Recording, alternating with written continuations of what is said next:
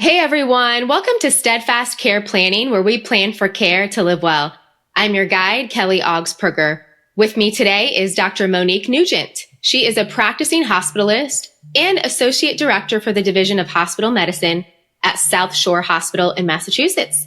Monique is also the author of her latest book, Prescription for Admission, a doctor's guide for navigating the hospital, advocating for yourself, and having a better hospitalization, which is a complete guide providing the critical info that you need to navigate the hospital.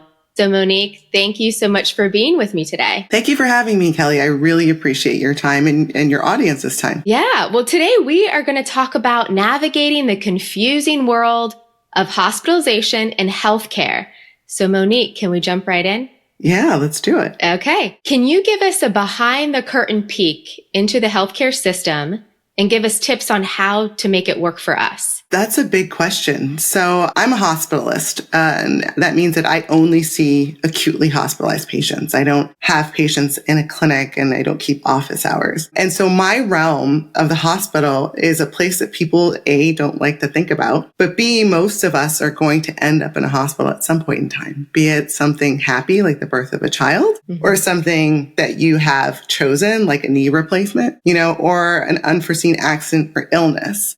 And so the hospital tends to be this black box, right? Even doctors who practice in the clinics, they'll say I don't really know what happens to my patients once they go in the hospital. And I think it's really just unfortunately the fragmented nature of healthcare in this country, right? Everything kind of works in silos and hospitals are no different. And so the thing that's going to be really helpful for patients or their people who are advocating for them, right? Because not everybody is able to make their own healthcare decisions or speak for themselves when they come in the hospital. Right. The thing that makes a big difference, I always tell people, be number one, the owner of your own information. If you can give us clear, consistent information, or at least where to get that information, you're going to be helping make a big plan and make a safe plan for you. And the second thing is advocating for yourself means being involved. And I think a lot of the times, unfortunately, people come into the hospital and there's an idea that this should work, right? I think if you've ever interfaced with hospital, you understand that it doesn't always work. It doesn't always work the way you want it to. And so if you're engaged and you are participating, that's going to be the biggest thing that's going to help you drive your hospitalization forward and help you advocate for yourself. Good tips. What do you think are the biggest mistakes when facing a hospitalization entry and a hospitalization release? So there's actually a name for those 2 points in time in healthcare, and we call those transitions of care. When someone is moving from one phase of care, home, or wherever they call home, right? Some people live in facilities, into the hospital, and then from the hospital back out. Right. And you're right. Those points, those transitions of care are places where lots of mistakes can happen. And like I said, the number one thing you can do is be the owner of your information, right? There's going to be a process called a medication reconciliation process. Okay. If you've worked in healthcare and hospitals, you know this process is to be a really high point of safety, something that hospital systems are very invested in. And what that is when you come in, we take a list of all the medicines that you're taking. We look at them and we say, this, and this are safe to take. This, and this are not safe to take right now. And then I'm going to add this, and that. Okay. And then during your hospitalization, your medications may change. We may go up on something that you were taking. We may stop something totally. We may say, you can't take an aspirin while you're taking this other medicine, right? There's all these things that are happening to medications. And then when you leave, now you have to get all that information and you have to get it right. And the medication reconciliation process is done again. We say, okay, so today in the hospital, they're taking A, B, and C. They can resume taking D, E, F at home. They should not take G and H. And I'm going to add I and J, right? And so this is where I say being the owner of your information is really important because these transitions of care is where errors happen. And if you can give us clear, consistent information, not only the medications that you take, do you have any special limitations, right? Some people have dietary limitations. Do you use a CPAP machine at night? Right. Who is your primary care doctor? Who is your specialist? Give as much information as possible. Be the owner. Know that information. And if you can't know it, know where to get it, right? Medicines are really complicated. So if you can say, I don't know the name of everything, but I use CBS on Main Street in my town. right? Mm-hmm. We can get that information. Okay. And this is where you're going to bolster the safety. So that's coming into the hospital. Now, leaving the hospital, again, knowing your information is really important, but this is where I'm going to ask for you to really lean into your honesty. What are your capabilities at home? Everybody wants to go home. Sure. But not everybody can. Right. And for those who do go home from the hospital, home may look different. So lean into your honesty and say, what is it that I need from you? What is in the community? What does my insurance provide? How can I be successful at home? And what I see oftentimes is when people may not understand their needs or may not communicate their needs, they get home and all of a sudden something becomes really obvious. They can't get up the stairs. Mm-hmm. They can't use the toilet safely. They're still in pain, right? And now to readdress those away from the hospital where you have a system of social workers and case managers, speech therapists, pharmacists, who can get you things. Navigating that away from the hospital becomes extremely difficult because now you're trying to piece together, can my primary care get me something? Right. Do I need to talk to the specialist? How do I get a walker? Mm-hmm. Like, do they sell them at Walmart or do I need a prescription? Yeah. Right? Yeah. All of those things are really, really complicated. And what I say is when it comes time for discharge, lay it on the table. Mm-hmm. What can I do at home? What can't I do at home? Or if I have to go to a rehab, what is the rehab going to be? Mm-hmm. Where is it going to be? Is it close to a place that I like? Oh, my dad was there. I hated that place. Oh, that's on the way to my daughter's work. She can stop off and visit me. Yeah. What are you looking for that's going to help you get the most out of your stay there and be successful? Yeah. Because the truth of a hospitalization is your discharge planning. That's what we call when we think about what you need to leave the hospital. Mm-hmm. It starts when you get admitted. And I know people don't like hearing that. They're like, you're thinking about me being discharged. I just got here. No, I'm thinking about what you're going to need to be successful. Yeah. And sometimes those pieces take a long time to put together. On the end point and the transition coming in, know your information, know your stuff. And then you're going to participate through your hospitalization. You're still going to know your information. But when they're talking about discharge, be open and honest. Tell them everything that you need, everything that you're capable of, what your fears are. We may uncover things. Oftentimes I end up uncovering food insecurity for our elder patients, right? Yeah. And we can plug them into Meals on Wheels. Right. Right? Or whatever other program is in the community. Yeah. Recommend resources. Yeah. Recommend resources. Be open and honest when it comes time for discharge because you want to be set up for success. I know it's time to go and people are like, I just want to get out of here. I had a patient this week. It was the same thing every day. I just want to leave. I just want to leave. But we got to get paperwork done because I don't want you to fail. And when you're out there and come back and feel bad that we're starting at a different point or sometimes starting over.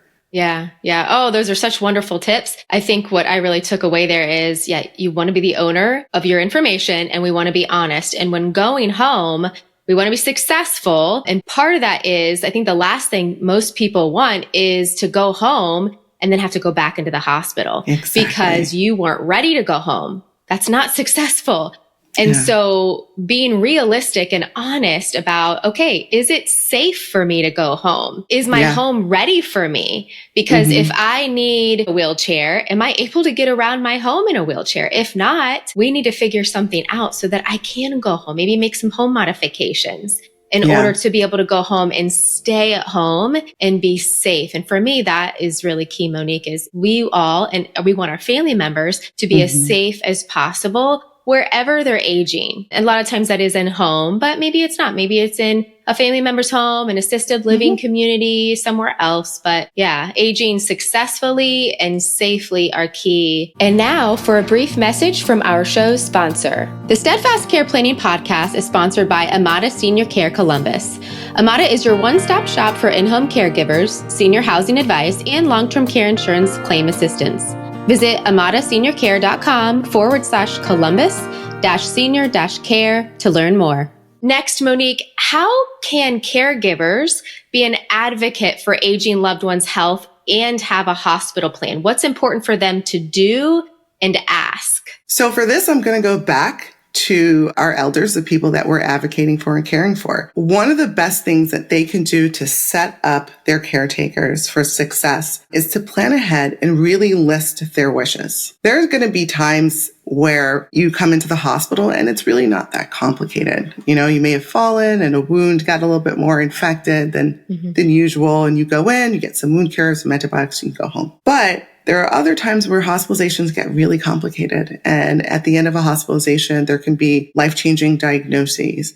There can be life-changing need for equipment, or someone may not be able to return home, or they may not be able to make decisions for themselves. What I always tell people is have conversations that you need to have before you're in an emergency. Yes. If you can sit down with the people who are going to be your caretakers and outline what your wishes for your healthcare are, what your goals of care are. Talk about things like your MULST and your PULST, which are, depending on your state, they're either called MULST or PULST, but what they are portable orders of life-sustaining treatment around CPR, electric shocks, intubation, which is a tube down the throat if you can't breathe for yourself. When you don't need to have those conversations, I know they're hard and I know they're awkward, right?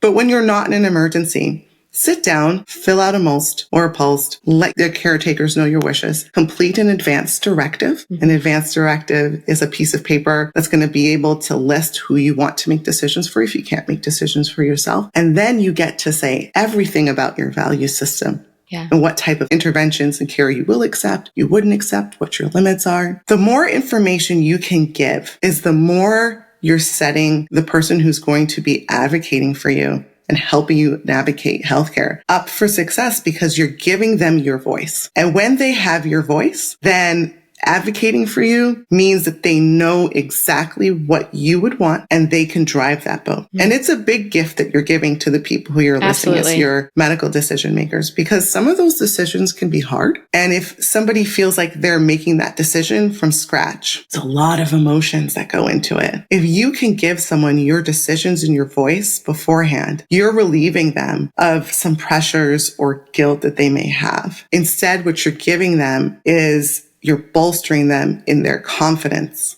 to do the thing you want to help you get through hospitalization. And I know you said, how can we advocate for our elders and the people we're caring for? And I kind of put it back on them. But I think really setting that set of information up is going to be what sets people up to know what they're going to do and how they're going to advocate for others. So what you're saying here is proactive. We need to be proactive. And as caregivers, if you want to advocate for your aging loved one, you need to bring this up. If your loved ones have not already told you their wishes and we don't have it written down, you need to be proactive about it. Ask them, mom, dad, if you are admitted into a hospital, how do you see that playing out? What do you want in XYZ situation to happen? We need to know these things to be able to make decisions for you. And hopefully you already have an estate plan and you have like a, medical healthcare POA and all of these other important documents. And if not, okay, now's the time to do it, get this done. But being proactive and bringing these, like you said, kind of awkward, can be difficult conversations up so that we are setting everyone up for as much success as we can. Oh, yeah. I think you put it much better than I did.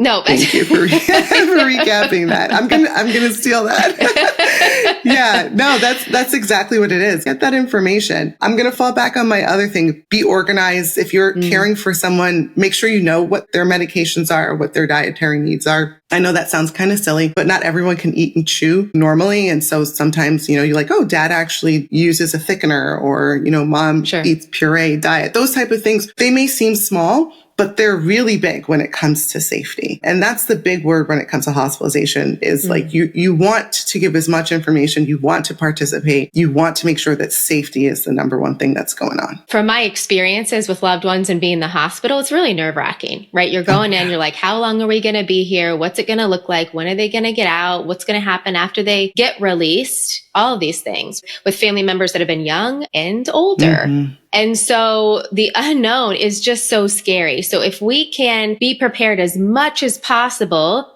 to minimize really the consequences that come from not having a plan is going to be, I think, really, really important. And having these conversations up front with our loved ones. And hey, do we have all of our documents? I've even taken like our whole estate plan binder to the hospital before for when we had a loved one in the hospital. It was like, okay, we've got everything with me. I'm prepared. I'm ready. And you just never know. And I've seen, and I'm sure you've seen this too, Monique, many mistakes can be made in a hospital because it's so complicated, right? There's so many things going on. There's so many different people too coming in and out of the room and then different shifts. And I know that nurses and doctors, they talk to each other, as they switch and rotate, but sometimes things slip through the cracks. So as an advocate for your loved one, be sure to speak up and say, hey, just FYI, I want to make sure that you understand whatever the situation is, right? If you're feeling a little uncomfortable about it and not sure that you're on the same page, just talk about it with that nurse or that doctor, whoever it is, to make sure we can minimize those mistakes as much as possible. That comes up with me a lot when people say like, oh, how do I say if I feel like something's going wrong or advocate for someone? I say, do it in real time, right? When you notice something, bring it up then. Yeah. Because you don't want the event to have passed and maybe, like you said, a mistake have been made, an unforeseen consequence occur. But also, you bring it up, you can rectify it then. You can clarify it then. One of the big questions I get a lot is, oh, I didn't get my medicine from this morning. I take this and that at home and I didn't get that. I love it. Address it immediately because then we're able to have the conversation of like, you're right. You didn't get the medicine and this is why. Or you were taking that medicine. It wasn't on your medication list. Let's review your medication list again and make sure that we have it right. Because somebody will give you their medication list and then their daughter will come in the next day and say like, actually, this is the correct medication list. So there's no shame in readdressing those issues. Address those things in real time. And that way, you're, like I said, participating. But like you said, you're catching those errors. I myself had a situation where my daughter was hospitalized and my husband caught an error in real time. On rounds, he was listening to them, and because children's medications are dosed by weight, and they listed her weight, and he said, "Whoa, no, that is not this child's weight." And they were able to go back, and some things that we were concerned about, we saw like, oh, well, this is actually because she was getting too much fluid, and so he was addressing things in real time and picked up on an error that, to us as parents was really big. And we were able to say, okay, now hospital, this error was made. We picked up on it. What is your process for addressing it? And they said, okay, we'll file an event report. So participating in that, say like, oh, you found this error. How are we going to fix it? And those things make a big difference. Right. So as an advocate for your loved one, if you're in the hospital with them, don't be afraid to speak up and listen well. Pay attention to what's going on around you and to your loved one so that you can pick up on those potential errors that might happen. Because, for instance, with your daughter, that potentially could be a really big deal. If you're given the wrong dosage, what could the consequence be to that? So we want to pay attention and stay on our toes to be able to best protect our loved ones. And now for a brief message from our show's sponsor. The Steadfast Care Planning podcast is sponsored by the CLTC, Certified in Long-Term Care Training Program, which gives financial advisors tools to discuss extended care planning with their clients. Look for the CLTC designation when choosing an advisor. Monique, I know we've touched on, how can we best advocate for ourselves and our loved ones? What if we have someone that doesn't have loved ones that can advocate for them and they need to build a team to lean on, if they currently don't have a support system? So how can people do that? How can people best build a team for a support system? In my book, I refer to your care partner, and your care partner is the person who in life helps you navigate the world and helps you make medical decisions, right? No medical decision is made in a vacuum. Even your decision to take Tylenol in the morning for a headache is really kind of driven by like, I got to get the kids to work. School, and I got this. Nothing's made in a vacuum. We do things for lots of reasons. Your care partner doesn't have to be a blood relative. It doesn't have to be somebody who people would traditionally think of, right? Chosen family is family. Find the person who you trust and who is your support system and build that support system out, because being hospitalized can be very isolating. The first day you get in the hospital, everyone knows you're in the hospital, and kind of everyone's world slows down a little bit because they want to know what's going on and you're okay. Right. But day 2, 3, 4, people got to go to work. People got to go to school. You're still in the hospital, right? Whatever that support system looks like for you socially, bring that support system into the hospital. If you have spiritual or religious advisors, feel free to reach out to them and ask them to come and visit. I always joke, everybody has a cousin, sister, neighbor who's a nurse, So whoever it is who knows how to navigate the system a little bit better, because the system is so cumbersome. There's no hack or like secret trick to healthcare. You have to go through it little by little. Reach out to that person and say, hey, I'm sick. I'm in the hospital. I'm hurt. I'm in the hospital. I just need someone to lean on. And I think, unfortunately, there are people in our world who just kind of don't really have many people or are alone. For those people, building out your documents to support you are really going to be key, because you don't want something to happen that you didn't wish to happen. Right. And the hospital, when they have your documents, they know that there's something they can fall back on to help make decisions for you that are in line with your value system. But keep your cell phone charged, call, text your best friend, keep sending those Instagram reels, participate in the world that's going on outside. Let people know when you need some help. I've had a lot of patients FaceTime their loved ones when I'm in the room with them. I'm okay with that. I would suggest asking your providers if they're okay with that. Yeah, great idea. That brings people in. Don't do it alone. There's very few hospitalizations that are just kind of, cut and dry. There's many, many moving pieces that go on being successful after a hospital stay. Stay connected and don't be afraid to reach out to people, even if it's not family, right? It might be a close friend. Chosen family is chosen family. Reach out to people, stay connected, and don't be isolated. You don't have to do it alone. Yeah, great advice. Monique, any final advice on how people can plan for care to live well? Wow, that's a big question. It is. No pressure. Yeah. Well, I'm actually in a strange place in my life where I have littles, I have parents that are starting to get older, and I'm seeing growth kind of in both of those ways. Yeah. And the thing that I think I have noticed is when you're engaged and participating in your environment and your social circle, that's really going to be the thing that helps you thrive. Nobody does this life alone.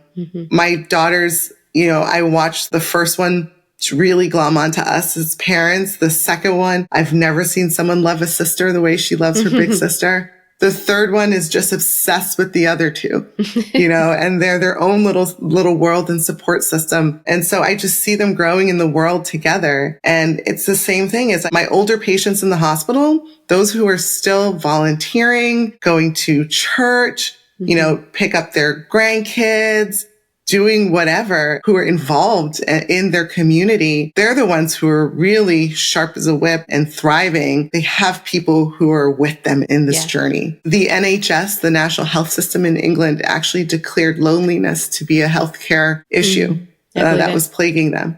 And I don't think that our country is any different. Right. I think that we need to lean into supporting each other and building the community. What I would say is, as we get older, in order to plan a beautiful life, is participate in that beautiful life, and be a part of the world. And, people love you, you love them. And it's all a circle. That's so beautifully said. Yes. Don't isolate yourself. Stay connected. Engage with people around you. Social health is extremely important and should not be forgotten. People need to make sure they take care of themselves in that way too. Physically, mentally, emotionally, spiritually, socially, right? We are people and we need all of these things in our lives. No man's an island. Right. Yeah. We really need to address all of those things. Well, Monique, thank you so much for your time today. Where can people find out more information about you, your new book, and any resources that you offer? Yeah, you can check out my website. It's drmoniquenugent.com. Dr. Dr. Monique, Monique, Nugent, Nugent.com. Okay. And you can find the book anywhere that you buy books online, Amazon.com, BarnesandNobles.com. My website has a couple of really great downloads. I always tell people to go check it out. I've got some things you can practice filling out your medication list. Oh, okay. Good. And I've also have a guide to how to plan for a successful family meeting during a hospital stay. And I'm fleshing it out. We'll start putting up articles and blogs and stuff. So it'll be a place I want people to go to get information on hospitals. So check it out, drmoniquenugent.com, and prescription for admission. Anywhere that you buy books online, you can find it. Terrific. Well, Monique, thank you so much for your time today and sharing your expertise and knowledge. We really appreciate it. Have a wonderful day. Thank you. Thank you again.